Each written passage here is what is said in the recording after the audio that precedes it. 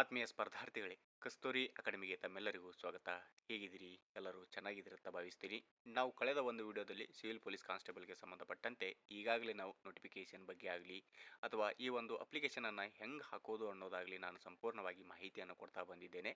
ಆದರೂ ಕೂಡ ಕೆಲವು ವಿದ್ಯಾರ್ಥಿಗಳು ನಮಗೆ ಕೇಳ್ತಾ ಇದ್ರಿ, ಸರ್ ಯಾವ ಜಿಲ್ಲೆಗೆ ಹಾಕಿದರೆ ಒಳ್ಳೆಯದು, ಇನ್ನು ಯಾವ ಜಿಲ್ಲೆಯಲ್ಲಿ ಕಡಿಮೆ ಸ್ಕೋರ್ ನಿಲ್ಲುತ್ತೆ, ಹಾಗೆ ಕಳೆದ ವರ್ಷದಲ್ಲಿ ಎಷ್ಟು ಈ ಒಂದು ಡಿ ಡಿ ಇತ್ತು, ಈ ವರ್ಷ ಇಷ್ಟ್ಯಾಕೆ ಹೈ ಆಗಿದೆ, ಇನ್ನು ಎಚ್ ಕೆ ಮತ್ತು ನಾನ್ ಎಚ್ ಕೆಗೆ ನಾವು ಕೂಡ ಅಪ್ಲಿಕೇಶನನ್ನು ಹಾಕ್ಬೋದಾ ಅಂತೇಳಿ ಕೂಡ ಕೇಳ್ತಾ ಇದ್ರಿ. ಹಾಗಾಗಿ ಈ ಒಂದು ವಿಡಿಯೋದಲ್ಲಿ ನಾನು ಅವರ ಬಗ್ಗೆ ಸಂಪೂರ್ಣವಾಗಿ ಮಾಹಿತಿಯನ್ನು ಕೊಡ್ತಾ ಹೋಗ್ತೇನೆ. ಹೊಸಬರು ಇದುವರೆಗೆ ನಮ್ಮ ಚಾನಲ್ಗೆ ಯಾರು ಸಬ್ಸ್ಕ್ರೈಬ್ ಮಾಡಿಲ್ಲ, ಪ್ಲೀಸ್ ಹೋಗಿ ಸಬ್ಸ್ಕ್ರೈಬ್ ಮಾಡ್ಕೊಳ್ಳಿ. ಹಾಗೆ ಪಕ್ಕದಲ್ಲಿರೋ ಬೆಲ್ ಐಕನ್ನು ಕೂಡ ನೀವು ಕ್ಲಿಕ್ ಮಾಡ್ಕೊಳ್ಳಿ. ಬೆಲ್ ಐಕನ್ ಕ್ಲಿಕ್ ಮಾಡ್ಕೊಳ್ಳೋದ್ರಿಂದ ನಾ ಹಾಕ್ತಕ್ಕಂಥ ಹಲವಾರು ವಿಡಿಯೋಗಳ ನೋಟಿಫಿಕೇಶನ್ಗಳು ನಿಮಗೆ ಬಂದು ತಲುಪುತ್ತವೆ. ಜೊತೆಗೆ ಡಿಸ್ಕ್ರಿಪ್ಷನ್ನಲ್ಲಿ ಕೊಟ್ಟಂಥ ವಾಟ್ಸಪ್ ಮತ್ತು ಟೆಲಿಗ್ರಾಮ್ ಲಿಂಕಿಗೆ ಕೂಡ ನೀವು ಜಾಯ್ನ್ ಆಗ್ಬೋದು. ಅಲ್ಲಿನೂ ಕೂಡ ನಾನು ಲಿಂಕನ್ನು ಶೇರ್ ಮಾಡ್ತೀನಿ ಅಂತ ಹೇಳ್ತಾ, ನಾವು ಯಾವ ಜಿಲ್ಲೆಗೆ ಹಾಕಿದರೆ ಒಳ್ಳೆಯದು ಅಂತೇಳಿ ಪ್ರಶ್ನೆ ಮಾಡೋಕ್ಕಿಂತ ನಾವು ಕರೆಕ್ಟಾಗಿ ಓದ್ಕೊಂಡು ಕರೆಕ್ಟಾಗಿ ಎಕ್ಸಾಮನ್ನು ಬರೆದು ನಿಮ್ಮ ಒಂದು ಜಿಲ್ಲೆಗೆ ನೀವೇನಬಹುದು ಅಪ್ಲಿಕೇಶನನ್ನು ಹಾಕೋಬಹುದು. ಯಾಕೆ ನಾವು ಯಾವ ಜಿಲ್ಲೆಗೆ ಹಾಕಿದರೆ ಒಳ್ಳೆಯದು ಅಂತೇಳಿ ಪ್ರಶ್ನೆ ಮಾಡೋದು? ಇವಾಗ ಸಾಕಷ್ಟು ವಿದ್ಯಾರ್ಥಿಗಳು ಬಿಜಾಪುರ ಆಗಲಿ, ಧಾರವಾಡ ಆಗಲಿ, ಬೆಳಗಾವಿ ಆಗಲಿ, ಬೆಂಗಳೂರಾಗಲಿ ಓದಾಕತ್ತಾರ. ಸೊ ಅಲ್ಲಿ ಓದ್ತಿರಕ್ಕಂಥ ಅಭ್ಯರ್ಥಿಗಳು 100ಕ್ಕೆ 100 ಪಾಸ್ ಆಗ್ತಾರ ಅಂತೇಳಿ ನಾವು ಏನಾಗ್ತದ ಹೇಳೋಕ್ಕಾಗಲ್ಲ. 100ಕ್ಕೆ 100 ಫೇಲ್ ಆಗ್ತಾರ ಅನ್ನೋದು ಕೂಡ ನಾವು ಹೇಳೋಕ್ಕಾಗಲ್ಲ. ಆದ್ರೆ ನಾವು ಕೋಚಿಂಗ್ ಹೋದ್ರನ್ನ ಪಾಸ್ ಆಗ್ತೀವಿ, ಇನ್ನು ಕೋಚಿಂಗ್ ಹೋಗದೆ ಇದ್ರೂ ಕೂಡ ಪಾಸ್ ಆಗ್ತೀವಿ ಅನ್ನೋದು ಕೂಡ ನಾವು ಹೇಳೋಕ್ಕಾಗಲ್ಲ. ಯಾಕಂತಂದ್ರೆ ಕೆಲವು ವಿದ್ಯಾರ್ಥಿಗಳು ತಾವು ಕುರಿ ಕಾಯ್ತಾ ಓದ್ತಾನೂ ಕೂಡ ಪಾಸ್ ಆಗ್ತಾರ, ಇನ್ನು ಕೆಲವು ವಿದ್ಯಾರ್ಥಿಗಳು ಧಾರವಾಡಕ್ಕೆ ಹೋಗಿ ಓದಿನೂ ಕೂಡ ಪಾಸ್ ಆಗ್ತಾರ. ಆದ್ರೆ ನಾವು ಎಲ್ಲೇ ಕೂತು ಓದಿದರೂ ನಾವು ಯಾವ ಜಿಲ್ಲೆಗೆ ಹಾಕಿದರೆ ಒಳ್ಳೆಯದು ಅಂತ ಪ್ರಶ್ನೆ ಮಾಡೋದಕ್ಕಿಂತ ನಾವು ಕರೆಕ್ಟಾಗಿ ಓದಿ ನಾನು ಈ ಸಲ ಪೊಲೀಸ್ ಆಗೇ ಆಗ್ತೀನಿ, ನಾನು 100ಕ್ಕೆ ಒಂದು 70ರಿಂದ 80 ಮಾರ್ಕ್ಸ್ ತಗೋತೀನಿ ಅಂತೇಳಿ ನೀನು ಅನ್ಕೊಂಡಿದ್ದೆ ಅಂತಂದ್ರೆ ನಿಮ್ಮ ಒಂದು ಜಿಲ್ಲಾಕ್ಕೆ ನೀನು ಅಪ್ಲಿಕೇಶನನ್ನು ಹಾಕ್ಕೋಬಹುದು. ಯಾವ ಜಿಲ್ಲೆಗೆ ಹಾಕಿದರೆ ನಾವು ಒಳ್ಳೆಯದು ಅಂತೇಳಿ ಹೇಳೋಕ್ಕಾಗಲ್ಲ. ಇನ್ನೊಂದು ಏನಂತಂದ್ರೆ ಇವಾಗ ನಾವು ಜಿಲ್ಲಾವಾರು ಈ ಒಂದು ನೋಟಿಫಿಕೇಶನ್ ಈಗಾಗಲೇ ಏನು ಮಾಡಿದ್ದಾರೆ ಅಂದ್ರೆ ಅವರು ಆಲ್ರೆಡಿ ನೋಟಿಫಿಕೇಶನನ್ನು ಕೂಡ ಬಿಟ್ಟಿದ್ದಾರೆ.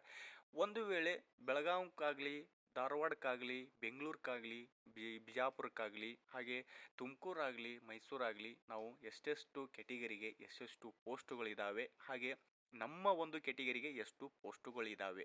ಇವಾಗ ನಿಮಗೆ ಉದಾಹರಣೆ ಮುಖಾಂತರ ನಾವು ಹೇಳೋದಾದ್ರೆ ಬೆಂಗಳೂರಲ್ಲಿ ಸುಮಾರು 1,000 ಪೋಸ್ಟ್ ಇದ್ದು ಅಂತಂದರೆ ಆ ಒಂದು ಧಾರವಾಡಲ್ಲಿ ಒಂದು 200-300 ಪೋಸ್ಟ್ ಅಂತಿದ್ರೆ, ಇವಾಗ ಬೆಂಗಳೂರಲ್ಲಿ ಏನು ವಿಚಾರ ಮಾಡ್ತಾರೆ ಹುಡುಗರು ಅಂತಂದ್ರೆ ನಮ್ದು ಬೆಂಗಳೂರಲ್ಲಿ 1000 ಹುದ್ದೆಗಳಿದಾವೆ, ಅಲ್ಲಿ ಯಾರೂ ಅಪ್ಲಿಕೇಶನ್ ಹಾಕೋಲ್ಲ, ಅಥವಾ ಎಲ್ಲರೂ ಅಪ್ಲಿಕೇಶನ್ ಹೆಚ್ಚು ಪೋಸ್ಟ್ ಅದಾವ ಅಂತಂದ್ರೆ ಅಲ್ಲೇ ಅಪ್ಲಿಕೇಶನ್ ಹಾಕ್ತಾರೆ. ನಾವು ಧಾರವಾಡಕ್ಕೆ ಅಪ್ಲಿಕೇಶನ್ ಹಾಕುಮ ಅಂತೇಳಿ ಧಾರವಾಡಕ್ಕೆ ನೀವು ಅಪ್ಲಿಕೇಶನನ್ನು ಹಾಕಿದ್ರಿ ಕೂಡ ಅಲ್ಲಿನೂ ಕೂಡ ಸಾಕಷ್ಟು ವಿದ್ಯಾರ್ಥಿಗಳು ಅಪ್ಲಿಕೇಶನ್ ಹಾಕ್ತಾರೆ. ಹೆಂಗಂತಂದ್ರೆ ಧಾರವಾಡಲ್ಲಿ ಪೋಸ್ಟ್ಗಳು ಕಡಿಮೆ ಇದ್ದಾವೆ, ಇಲ್ಲಿ ಯಾರೂ ಅಪ್ಲಿಕೇಶನ್ ಹಾಕಲ್ಲ ಅಂತೇಳಿ ವಿಚಾರ ಮಾಡೋ ವಿದ್ಯಾರ್ಥಿಗಳನ್ನು ಕೂಡ ಇರ್ತಾರೆ. ಯಾಕಂದರೆ ಎರಡೂ ಕಡೆ ವಿಚಾರ ಮಾಡೋ ವಿದ್ಯಾರ್ಥಿಗಳು ಇರ್ತಾರೆ.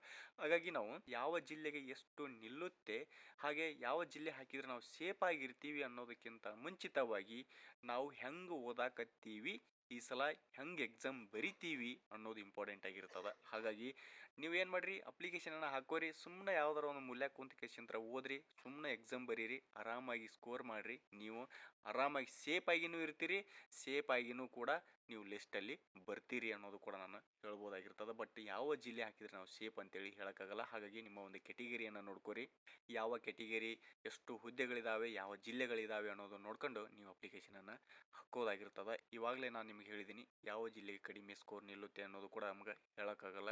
ಯಾಕಂದರೆ ಯಾವ ಜಿಲ್ಲೆಯಲ್ಲಿ ಹೆಚ್ಚು ನಿಂದಿರುತ್ತೆ, ಯಾವ ಜಿಲ್ಲೆಯಲ್ಲಿ ಕಡಿಮೆ ನಿಲ್ಲುತ್ತೆ. ಈ ಹೋದ ವರ್ಷದ್ದು ಒಂದು ರಿಸಲ್ಟು ಮತ್ತು ಈ ವರ್ಷದ್ದು ಒಂದು ರಿಸಲ್ಟನ್ನು ನಾವು ಕಂಪೇರ್ ಮಾಡೋಕ್ಕೆ ಆಗಲ್ಲ. ಯಾಕಂತಂದರೆ ಈಗ ಉದಾಹರಣೆಗೆ ನಾವು ಇದೇ ಒಂದು ಬೆಳಗಾವನ್ನು ತೊಗೊಂಡಿದ್ದೀವಿ ಅಂತಂದರೆ ಹೋದ ವರ್ಷ 60ಕ್ಕೆ ನಿಂತಿತ್ತು ಅಂತಂದರೆ ಈ ವರ್ಷ ಯಾಕೆ 50ಕ್ಕೆ ನಿಲ್ಲಬಾರ್ದು ಅಂತೇಳಿ ಏನಾದರೂ ರೂಲ್ಸ್ ಐತಾ? ಅದಕ್ಕೇನು ಸಂಬಂಧ ಇಲ್ಲಲ್ವ. ಈ ಸಲ 50ಕ್ಕೂ ಕೂಡ ನಿಲ್ಬೋದು, ಇಲ್ಲ ಅದೇ 60ಕ್ಕೂ ಕೂಡ ನಿಲ್ಬೋದು, ಅಥವಾ 70-80ಕ್ಕೂ ಕೂಡ ಹೋಗ್ಬೋದಾಗಿರ್ತದೆ. ಆದ್ರೆ ನಾವು ಯಾವ ಜಿಲ್ಲೆಗೆ ಕಡಿಮೆ ಸ್ಕೋರ್ ನಿಲ್ಲುತ್ತೆ ಅದನ್ನು ನೋಡಿಕೊಂಡು ನಾವು ಅಪ್ಲಿಕೇಶನನ್ನು ಹಾಕೋತೀವಿ ಅಂತಂದ್ರೆ ನಮ್ಮಂಥ ಮೂರ್ಖರು ಎಲ್ಲಿ ಹುಡುಕಿದ್ರು ಸಿಗಲ್ಲ. ಯಾಕೆ ಸುಮ್ಮನೆ ಅಪ್ಲಿಕೇಶನ್ ಹಾಕ್ತಿರ್ಬೇಕು, ಊರು ಬಿಡ್ತಿರ್ಬೇಕು, ಯಾವ್ದಾರ ಮೂಲೆ ಕುಂತು ಸುಮ್ಮನೆ ಓದ್ತಿರ್ಬೇಕು. ಅದನ್ನು ಬಿಟ್ಟು ಯಾವ ಜಿಲ್ಲೆ ಕಡಿಮೆ ಸ್ಕೋರ್ ನಿಲ್ಲುತ್ತೆ, ಯಾವ ಜಿಲ್ಲೆಗೆ ಹೆಚ್ಚು ಸ್ಕೋರ್ ನಿಲ್ಲುತ್ತೆ, ಯಾವ ಜಿಲ್ಲೆ ಸೇಫ್ ಆಗಿರ್ತೀವಿ ಅಪ್ಲಿಕೇಶನನ್ನು ಹಾಕಿದರೆ ಅನ್ನೋದು ಕೂಡ ನಾವು ಥಿಂಕನ್ನು ಮಾಡಬಾರ್ದಾಗಿರ್ತದೆ. ಈಗ ನಾವು ಸಾಕಷ್ಟು ವಿಡಿಯೋಗಳನ್ನು ನೋಡ್ತಾ ಇರ್ತೀವಿ ಆನ್ಲೈನಲ್ಲಿ ಒಂದೊಂದು ಥರದಲ್ಲಿ ಹೇಳ್ತಿರ್ತಾರ. ಸೊ ಈ ಸಲ ಬೆಂಗಳೂರಲ್ಲಿ 60ಕ್ಕೆ ನಿಲ್ಲುತ್ತೆ. ಯಾಕಂದ್ರೆ ಅಲ್ಲಿ ಒಂದು 1000 ಪೋಸ್ಟ್‌ಗಳಿದಾವೆ. ಅವ್ರಿಗೇನು ಗೊತ್ತಿರ್ತದ ಅಲ್ಲಿ 1000 ಪೋಸ್ಟ್ ಇದಾವು. ಈ ಸಲ 60ಕ್ಕೆ ನಿಲ್ಲತ್ತ. ಏನು ಅವ್ರಿಗೇನಾದ್ರು ಆಲ್ರೆಡಿ ಯಾರಾದ್ರು ಹೇಳಿರ್ತಾರ. ನಾವು ಫ್ರೆಂಡ್ಸ್‌ಗಳು ಒಂದು ಗುಂಪು ಇರ್ತೈತಿ. ಸೊ ನಾವು ಏನು ಮಾಡ್ತಿರ್ತೀವಿ ಅಪ್ಲಿಕೇಶನ್ ಹಾಕಿರ್ತೀವಿ. ಹಾಕಿಕೆಸಿಂದ್ರ ಬಂದು ಓದ್ಕೊಂತ ಕುಂತಿರ್ತೀವಿ. ಯಾವನೋ ಒಬ್ಬನು ಬರ್ತಾನ. ಬಂದ್ ಕೇಸಿಂದ್ರೆ ಅಪ್ಲಿಕೇಶನ್ ಎಲ್ಲಿ ಹಾಕಿದಿಲ್ಲ? ನಾ ಬೆಂಗಳೂರು ಹಾಕೀನಿ. ಬೆಂಗಳೂರಿಗೆ ಯಾಕೆ ಹಾಕಿದಿ? ಅಲ್ಲಿ ಪೋಸ್ಟ್ ಭಾಳ ಅದಾವ. ಎಲ್ಲರೂ ಅಲ್ಲೇ ಹಾಕ್ತಾರೆ. ಇಲ್ಲೇ ಧಾರವಾಡಕ್ಕೆ ಹಾಕ್ಬೇಕಿಲ್ಲ ಅಂತಾರ. ಸೊ ಹಂಗೂ ವಿಚಾರ ಮಾಡ್ತಿರ್ತಾರ. ಹುಡುಗರು ಹಿಂಗೂ ವಿಚಾರ ಮಾಡ್ತಿರ್ತಾರ. ಆಗ ನೀವೇನು ಮಾಡ್ರಿ, ಸುಮ್ಮನೆ ಓದ್ತಿರ್ರಿ. ಏನು ತಲೆ ಕೆಡಿಸ್ಕೊಳಕ್ಕೆ ಹೋಗಕ್ಕೆ ಹೋಗ್ಬೇಡ್ರಿ. ಹಿಂದಿನ ವರ್ಷ ಯಾವ ಜಿಲ್ಲೆಗೆ ಕಡಿಮೆ ನಿಂತಿತ್ತು ನಿಮ್ಗೆ ಈಗಾಗಲೇ ಹೇಳಿದ್ದೀನಿ. ಯಾವ ಜಿಲ್ಲೆ ಕಡಿಮೆ ನಿಲ್ತೈತೆ ಅಂತೇಳಿ ಕೂಡ ನಾವು ಹೇಳೋಕ್ಕಾಗಲ್ಲ. ಯಾವ ಜಿಲ್ಲೆಗೆ ಹೆಚ್ಚು ನಿಲ್ತೈತೆ ಅನ್ನೋದು ಕೂಡ ನಾವು ನಿಮ್ಗೆ ಹೇಳೋಕ್ಕಾಗಲ್ಲ. ಆದ್ರೆ ಈ ಒಂದು ಶುಲ್ಕ ಕಡಿಮೆ ಮಾಡಬಹುದಾ ನೋಡ್ರಿ. ಕಳೆದ ಒಂದು ವರ್ಷದಲ್ಲಿ ಆಗಲಿ ಅಥವಾ ಇದಕ್ಕಿಂತ ಮುಂಚಿತವಾಗಿ ಯಾವುದೇ ಪೊಲೀಸ್ ಡಿಪಾರ್ಟ್ಮೆಂಟ್ ಆಗಲಿ ಯಾವುದೇ ಡಿಪಾರ್ಟ್ಮೆಂಟ್ ಆಗಲಿ ಶುಲ್ಕ ಎಷ್ಟಿತ್ತು, ಈ ಸಲ ಎಷ್ಟಾಗಿದೆ ಅಂತಂದರೆ ಕಳೆದ ವರ್ಷ 700 ರೂಪಾಯಿ ಇತ್ತಂದ್ರೆ ಈ ವರ್ಷ 500 ರೂಪಾಯಿ. ಅಂದ್ರೆ ಒಂದು ಕೆಟಗರಿಗೆ ತಕ್ಕಂತೆ ಅವ್ರು ಏನು ಮಾಡಿದಾರೆ ಅಂದರೆ ಏರಿಸಿದಾರೆ. ಈಗ SC ST ಅಭ್ಯರ್ಥಿಗಳಿಗೆ 500 ರೂಪಾಯಿ ಮಾಡಿದ್ದಾರೆ. ಇನ್ನು ಜನರಲ್ ಮತ್ತು OBC ಅಭ್ಯರ್ಥಿಗಳಿಗೆ ಸುಮಾರು 750ರವರೆಗೆ ಮಾಡಿದ್ದಾರೆ. ಆದರೆ ಈ ಒಂದು ಸಾವಿರಾರು ವಿದ್ಯಾರ್ಥಿಗಳು ಈಗಾಗಲೇ ನಾವು ಏನು ಮಾಡಾಕತ್ತೀವಿ ಅಂದ್ರೆ ಪ್ರತಿಭಟನೆಗಳನ್ನು ಕೂಡ ನಾವು ಮಾಡ್ತಾ ಇದ್ದೀವಿ. ಯಾಕಂತಂದ್ರೆ ನಾವು 1000 2000 3000 ಕೊಟ್ಟು ಅಲ್ಲಿ ಇಲ್ಲಿ PGಯಲ್ಲಿ ಇದ್ದುಕೊಂಡು ಓದ್ಕೊಂಡು ಮನೆಯಲ್ಲೆಲ್ಲ ಸಾಲ ಗೀಳ ಮಾಡಿಕೊಂಡು ನಾವೆಲ್ಲ ಇಲ್ಲಿ ಓದ್ತಾ ಇದ್ದೀವಿ. ಈ DD ಎಲ್ಲಿಂದ ಕಟ್ಟಬೇಕು ಅನ್ನೋದು ಕೂಡ ನಮ್ಮ ಒಂದು ಪ್ರಶ್ನೆ ಆಗಿರ್ತದೆ. ಸೊ ನಾವಿಲ್ಲಿ ಯಾವುದೇ DDಗಳು ಕಡಿಮೆ ಆಗೋದಿಲ್ಲವು. ಯಾಕಂದ್ರೆ ಅವರು ಕೇವಲ ಮಾತಿಗಾಗಿ ಹೇಳ್ತಾರೆ, ಮಾಡ್ತೀವಿ ಅದನ್ನು ಮಾಡ್ತೀವಿ ಇದನ್ನು ಮಾಡ್ತೀವಿ ಅಂತೇಳಿ. ಯಾವುದೇ DD ಕಡಿಮೆ ಆಗಲ್ಲ. ಈಗ ಇದ್ದದ್ದು ಮಾತ್ರ ಅದು ಫಿಕ್ಸ್. ಯಾಕಂದ್ರೆ ಆಲ್ರೆಡಿ ಅಪ್ಲಿಕೇಶನ್ ಏನಾಗೈತೆ ಅಂದ್ರೆ ಸ್ಟಾರ್ಟ್ ಆಗೈತಿ. ಹಾಗಾಗಿ ಯಾವುದೇ DD ಕಡಿಮೆ ಆಗಲ್ಲ. ನೀವು ಏನು ಮಾಡಿರಿ, ಬೇಗನೆ ತಮ್ಮ ಒಂದು ಅಪ್ಲಿಕೇಶನನ್ನು ಹಾಕ್ಕೊಳ್ರಿ. ಆರಾಮಾಗಿ ಓದಕ್ಕೆ ಸ್ಟಾರ್ಟ್ ಮಾಡಿರಿ. ನಾವು HKಗೆ ಅಪ್ಲೈಯನ್ನು ಮಾಡ್ಬೋದಾ? ಈ HK ಮತ್ತು ನಾನ್ HKಗೆ ಏನು ಡಿಫ್ರೆಂಟ್ ಅಂತಂದರೆ, ಹೈದರಾಬಾದ್ ಕರ್ನಾಟಕ ಅಂತಂದರೆ HK, ಅದಕ್ಕೀಗ ಮರುನಾಮಕರಣ ಮಾಡ್ಯಾರ ಕಲ್ಯಾಣ ಕರ್ನಾಟಕ ಅಂತೇಳಿ. ನಾನ್ HK ಅಂತಂದರೆ ನಮ್ಮದು ಈ ಒಂದು ನಾನ್ HKಯಲ್ಲಿ ನಾವು ಬರುತ್ತೀವಿ. ಹೈದರಾಬಾದ್ ಕರ್ನಾಟಕ ಅಂತಂದರೆ ಇವು ಹಿಂದುಳಿದ ಜಿಲ್ಲೆಗಳಂತೇಳಿ ಕರಿತೀವಿ. ರಾಯಚೂರು, ಕೊಪ್ಪಳ, ಯಾದಗಿರಿ ಇವೆಲ್ಲ ಹಿಂದುಳಿದ ಜಿಲ್ಲೆಗಳಾಗಿರ್ತಾವೆ. ಹಾಗಾಗಿ ಅವ್ರಿಗೆ ಅಂತಲೇ ಒಂದಿಷ್ಟು ಸೀಟ್ಗಳನ್ನು ಹೊಡೆದು ಕೊಟ್ಟಿರ್ತಾರೆ.